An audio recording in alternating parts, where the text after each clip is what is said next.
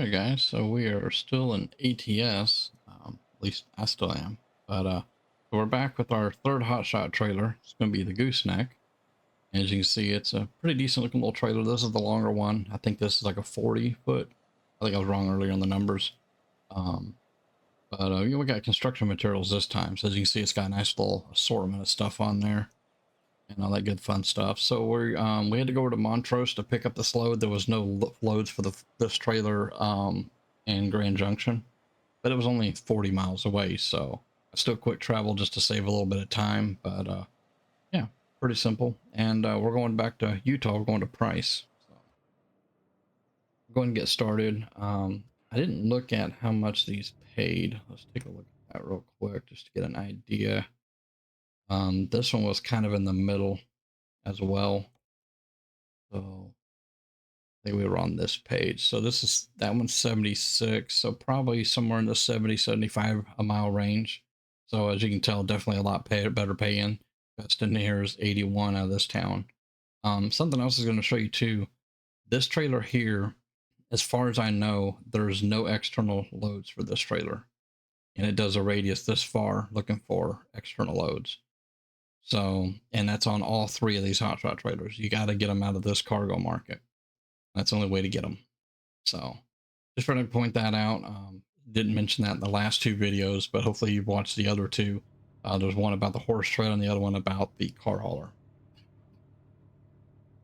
So anyhow, so we got this load here. So we're going to go ahead and get on out of town here. We only got 175 miles, so it's be a relatively short ride. Yeah, I like doing this trailer. This is just more what I'm familiar with, you know, as far as, you know, trailers and loads and stuff like that. So swing a little wide getting out that gate, and then we'll be rolling again. Probably catch up this semi truck up here. Speed limit's only 35. I usually run about 5 over on average. Just kind of depends upon what I'm doing, where I'm at. ETS, I'll run 5 to 10 over depending upon the road. It's just kind of my little rule set.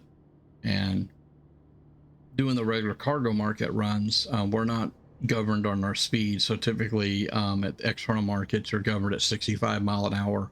In the ATS and ETS, you're governed at 90 kilometers an hour. With this load here, I can run as fast as I want, but I usually try to top out around 75 as my max. I used to use truck books for different stuff. This guy is stopping right here. Wait, stop signs up there, dude.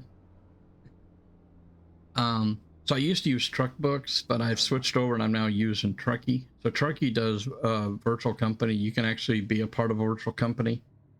I didn't want to be a part of a virtual company. I decided just to create my own, which I'd also done in Truck's book. So I have my own company over there. I am not currently hiring people. I'm just kind of a one-man show. For certain people, I would entertain bringing other people in if they wanted to, but it would be mostly for friends. I don't really want to just invite everybody, more or less. I was going to say a different phrase, but I knew it would be inappropriate to say the terms.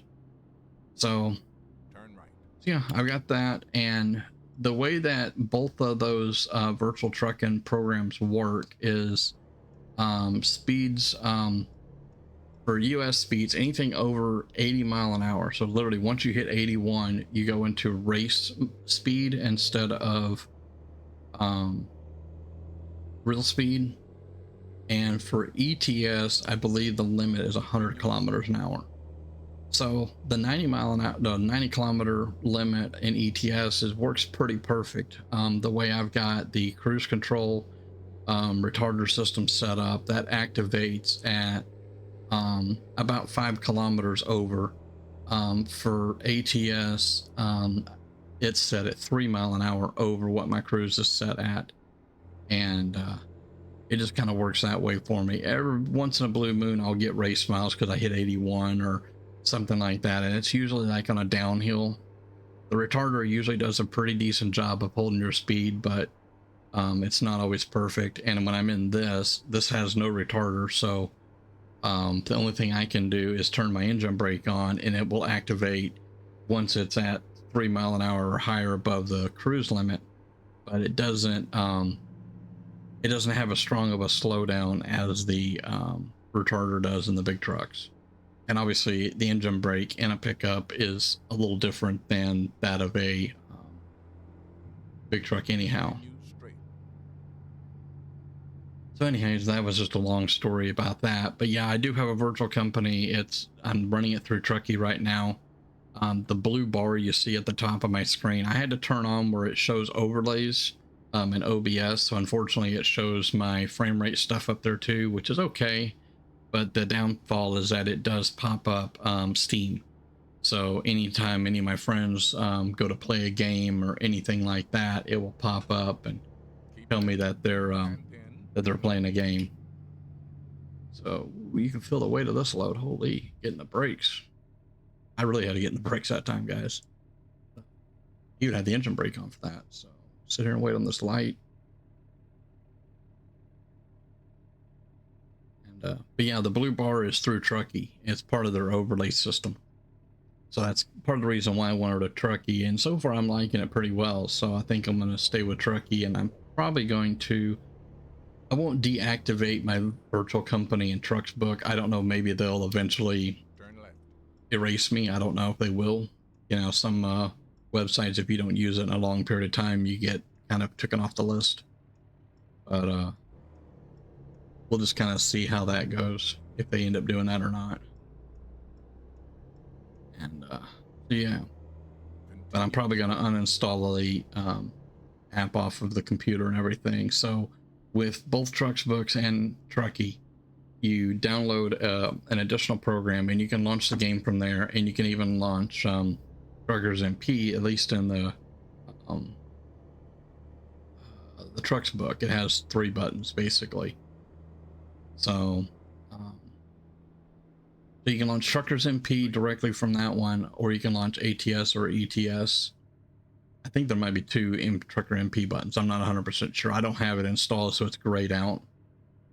And on Truckee, I've only noticed just it says launch ATS or ETS, but you can launch the game through their launchers. So the difference is that Trucksbook, if you minimize it, it basically completely closes it. It's not even in your system tray. And they may have changed this, but so you always have to have that up and running. Now the cool thing about Truckee is I can minimize it. It puts it in my system tray. It's kind of there in the background, and it's just there, and I can launch the game any way I want with that program. And versus on this one here, you know, with Trucksbook, you couldn't do that. With Trucksbook, you had to launch it through their deal for it to count. And both of them work the same way, but Trucksbooks is a little slower than Truckee. And I don't want to get into the full schematics, but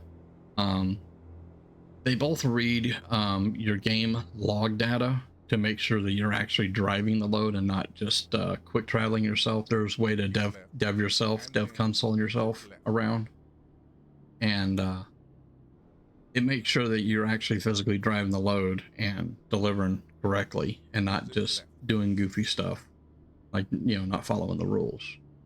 And ooh, that was laggy. So that's kind of like the 2 variances there. When Trucksbook is not open and it's not in your system tray. Why is this thing stuck in second gear? There it goes. That's weird. Sitting with my foot on the floor and it wasn't shifting. See if it shifts this time. Shifted 2 gears that time. Wow. Probably because this load's a little heavier. Because this load actually weighs 33,000 pounds compared to the last load that was 14. So anyhow, the app has to be running in the background of some sort for it to be able to read the data to make sure you're delivering your load. Truckee also has the ability to have overlays like this. These are movable. When I first started, it was down at the bottom, and I didn't like it down there, so I moved it. they're resizable. And with premium, I think you get other options you can add with it. The other cool thing is too, if you run a two monitor system like I am, and you're not really using your secondary monitor for much, you can put, there's a little checkbox. Actually, it's enabled when you first start it. But we gotta go in here to scale. See what they gotta do first. But anyhow, it'll pull up what they call a desktop overlay, and it'll basically, it's another screen that'll be on your right or your other monitor. Mine other monitor is on the right, and it will display pretty much any information you want, like the stuff that's in that bar. It will display that information. So it's kind of cool how it has it. I usually have OBS on my other screen. So let's see. We're 75,000 pounds. That's a little overweight for quick upload, but it is what it is. So yeah, it's got a lot of neat options. Like I said, there's a premium mode. It removes ads. It gives you some other additional features as well, and things like that. Truxbook had an overlay deal that they had at one point, and you had to configure everything into OBS. And it was a lot more work, and I eventually it quit working for me, and I just kind of gave up on it. So it's just one of those little things that just does weird things.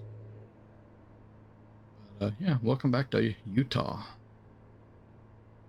I gotta get a drink again. I've noticed that when I'm recording and doing a fair amount of talking, keep you guys entertained, my mouth dries out a heck of a lot faster than it does you know, when I'm just playing a game and not talking to anybody. And on top of that, I'm drinking tea, and for some reason tea makes me more thirsty. I don't know why.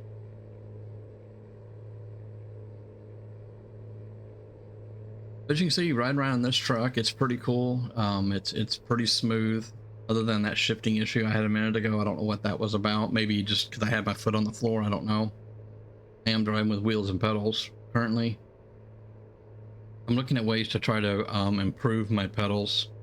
The thing that I find with it, I don't know if any of you guys that normally watch my stuff have wheel and pedal set up, but I currently have the G920 by Logitech, and when I first got it, the brake pedal was so stiff that you couldn't get full brake maneuverability with the pedal. You get like so far and you're almost standing up out of your chair trying to press it even harder. And I found out that they put a little rubber block inside the spring that limits the travel. So I removed that, and it greatly improved, but the brake pedal is still a little stiff. Now, if we want to compare it to reality, it's currently right now, it's pretty similar to what it would be in real life of pressing the brake. It kind of feels like power brakes, so it feels pretty good. The throttle pedal is really light. It's lighter than what should be, like compared to a car, and the clutch is it's probably a little on the light side as well. The brake is just, you know, was stupid stiff in the beginning, and now it's a little better. The kicker is that when I'm doing a lot of my riding around, sometimes, you know, getting on the brake pedal and it being a stiffer spring, it starts to hurt my feet, or mostly my right foot, because I don't left brake.